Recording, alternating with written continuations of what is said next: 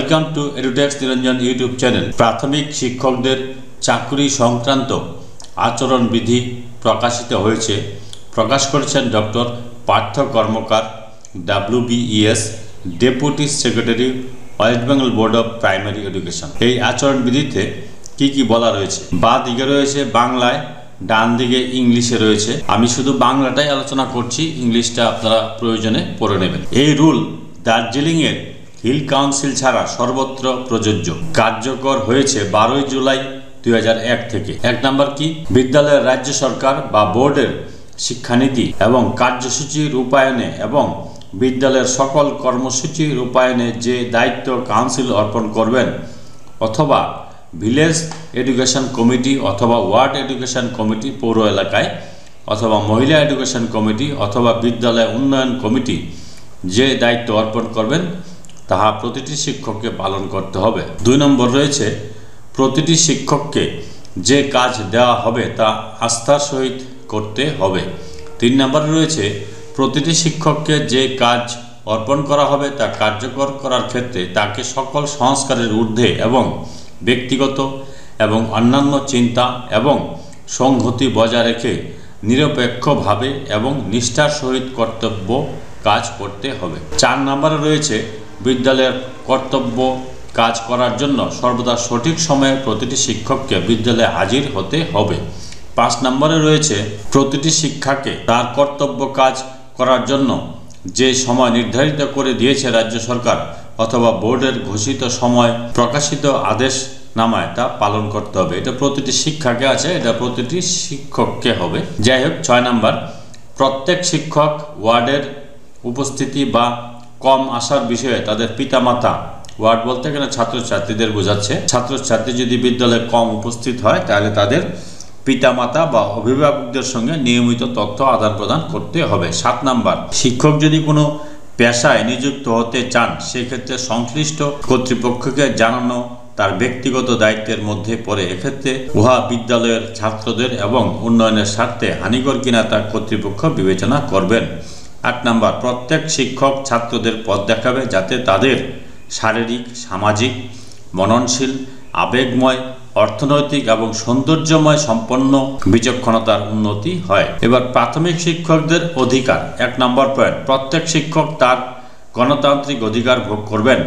2 নম্বর প্রত্যেক শিক্ষকের অধিকার আছে সংগঠন, সমিতি ও ফেডারেটিভ বডি তৈরি করার। এবার পরের পয়েন্ট হচ্ছে অব্লিগেশন, প্রাথমিক শিক্ষকদের দায়বদ্ধতা। এখানে কি বলা হয়েছে?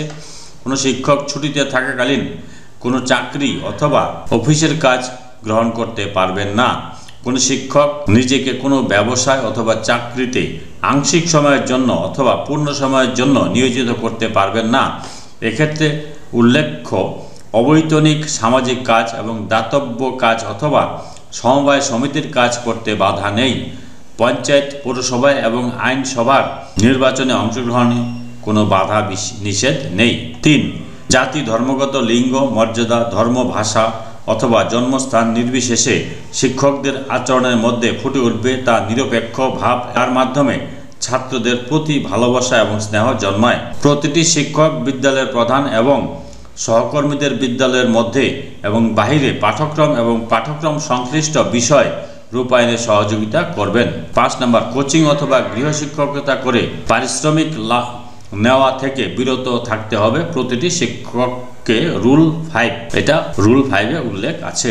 এবার প্রাথমিক শিক্ষকদের বাৎসরিক সম্পাদিত কাজ। প্রতিটি শিক্ষককে নিজের কাজের মূল্যায়ন করে একটা বিবরণ প্রতি বছর বিদ্যালয়ের হেড টিচারের মাধ্যমে সংশ্লিষ্ট সাব ইন্সপেক্টর অফ স্কুলের নিকট দাখিল করতে হবে। শিক্ষকের দেওয়া এই বিবরণের উপর তার কাজের বিষয়ে টিচারের মন্তব্য করার অধিকার আছে। 2 নম্বর পয়েন্ট, বিদ্যালয়ের শিক্ষাবর্ষের বাৎসরিক বিবরণ এবং প্রতিটি শিক্ষকের বিবরণ হেড টিচারকে জেলা পরিদর্শকের নিকট এবং প্রাথমিক স্কুল কাউন্সিলের নিকট দাখিল করতে হবে সংশ্লিষ্ট সাব ইন্সপেক্টর অফ স্কুলের মন্তব্য সহ। 3 নম্বর বাৎসরিক সম্পাদিত কাজের বিবরণ ফরম্যাট কীরকম হবে তা নির্ধারণ করবেন রাজ্য সরকার। 4 নম্বর শিক্ষক এবং হেড টিচারদের বিরুদ্ধে যদি কোনো প্রতিকূল ধারণা থাকে সেক্ষেত্রে প্রাইমারি বিদ্যালয় কাউন্সিল বিদ্যালয় উন্নয়ন কমিটির মতামত নেবেন। তারপর 5 নম্বর বিদ্যালয়ের স্থাবর এবং অস্থাবর সম্পত্তি সহ সমস্ত নথিপত্রের তত্ত্বাবধায়ক হবেন হেড টিচার। প্রাথমিক শিক্ষকদের সাময়িক বরখাস্ত সাসপেনশন, কি গ্রাউন্ডে প্রাথমিক শিক্ষকদের সাসপেনশন করা হবে সেটা এখানে 1-2-3 করে বলা আছে, সেটা এখানে এখন আলোচনা করছি। শিক্ষকের বিরুদ্ধে প্রাইমারি কাউন্সিল যদি কোনো তদন্ত করবে বলে মনস্থ করে অথবা কোনো তদন্ত যদি চলে, সেক্ষেত্রে শিক্ষক সাময়িকভাবে বরখাস্ত হতে পারেন।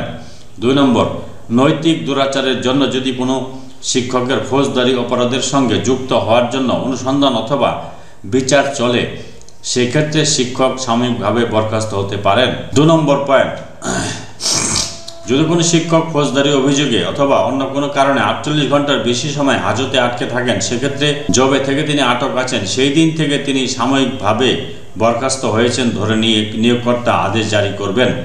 এক্ষেত্রে পুনরায় আদেশ না দেওয়া পর্যন্ত তার সাময়িক বরখাস্তের আদেশ বহাল থাকবে।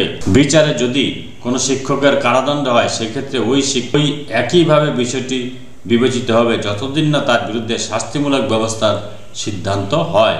সাময়িক বরখাস্তের প্রতিটি আদেশ বিদ্যালয়ের শিক্ষা অধিকর্তা এবং বোর্ডের নিকট পাঠাতে হবে। তারপরে ক নাম্বার পয়েন্ট, কর্মচারী ঠিক সাসপেনশনের পূর্বে যে টাকা তিনি বেতন হিসেবে পেতেন সেই টাকার অর্ধেক অথবা অর্ধ বেতন ছুটিতে থাকলে যা পেতেন তাই পাবেন। সাসপেনশনের প্রথম 3 মাস সাবসিস্ট্যান্ট ভাতা হিসাবে পাবেন সেটা। যদি নিয়োগকর্তা মনে করেন সময়কাল 3 মাসের অধিক চলবে, সেক্ষেত্রে কারণ লিপিবদ্ধ করে সাবসিস্ট্যান্ট ভাতা বাড়িয়ে 4/3 পর্যন্ত করা যায়।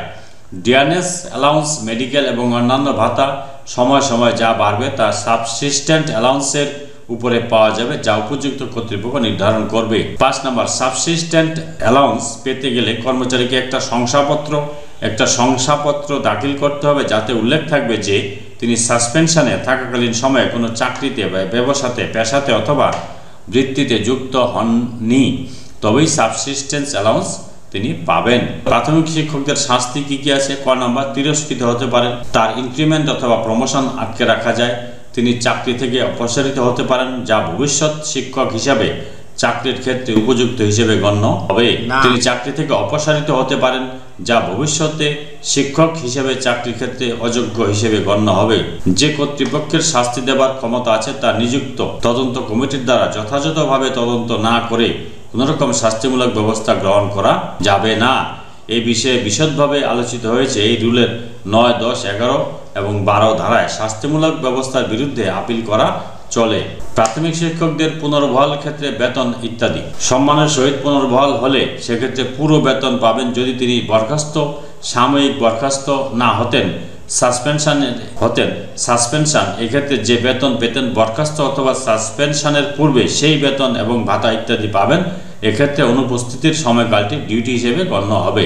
এপিলেট অথরিটি যেমন মনে করবে সেই মতো বেতন ভাতা পাওয়া যাবে। এক্ষেত্রে অনুপস্থিতির সময়কালটি ডিউটি হিসেবে না ছুটি হিসেবে গণ্য হবে, তা নির্ভর করে উপযুক্ত কর্তৃপক্ষের নির্দেশ মতো সেখানে ওই সময়কালটি ডিউটি অথবা ছুটি হিসেবে গণ্য হবে না সেখানে দরখাস্ত হিসেবে গণ্য করা হবে, সেটা রুল 13-তে বলা রয়েছে। বিশেষ দ্রষ্টব্য, যদি রুলের ব্যাখ্যা কোনো প্রয়োজন হয় সেক্ষেত্রে রাজ্য সরকারের বিদ্যালয়ের শিক্ষা দপ্তরে সিদ্ধান্ত চূড়ান্ত হিসেবে গণ্য হবে। রুল 14-তে এটা বলা রয়েছে। ডান পাশে ইংলিশে সব বলা আছে, তো প্রয়োজন বোধে আপনারা ইংলিশটা দেখে নেবেন। Thank you. Doctor Partha Karmakar. WhatsApp number দেওয়া রয়েছে। আপনাদের যদি কোনো তথ্য এখান থেকে ক্লিয়ার না হয়, জানতে চান, তাহলে এই নাম্বারে হোয়াটসঅ্যাপও করতে পারেন বা ফোন করে আপনারা ডক্টর পার্থ কর্মকারের সঙ্গে কথা বলতে পারেন। যদি ভিডিওটি ভালো লাগে, please like, share and subscribe this channel to get notification of the next update. Thanks for watching.